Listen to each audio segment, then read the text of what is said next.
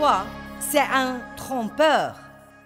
Révélation 12, 9. Cela veut dire qu'il nous ment, et s'il réussit à nous faire croire ces mensonges, nous serons trompés. Cela veut dire que nous croyons un mensonge. Avez-vous une idée sur la quantité de mensonges que vous croyez en ce moment, ou que je crois peut-être en ce moment? C'est la raison pour laquelle la parole de Dieu est si importante, car chaque fois que vous écoutez la parole, c'est une occasion pour qu'un mensonge soit dénoncé dans notre vie.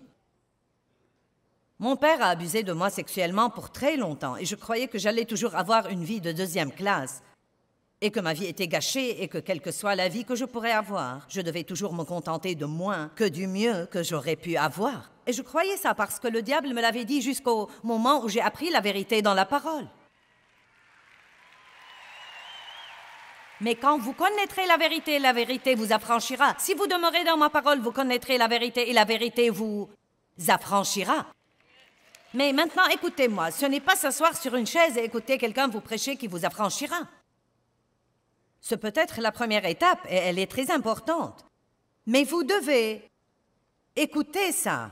Vous devez le méditer, le prendre en vous. Vous devez apprendre à le croire, vous devez apprendre à le parler, vous devez apprendre à le prier, et vous devez le mettre en pratique et découvrir vous-même qu'il marche dans votre vie.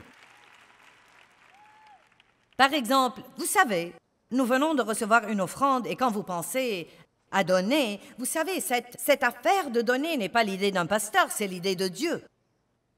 Non, mais il aurait pu trouver n'importe quel moyen pour soutenir l'œuvre du service, mais il a dit « Je veux que les gens donnent ». Je crois qu'il y a quelque chose qui nous dépasse au sujet de donner.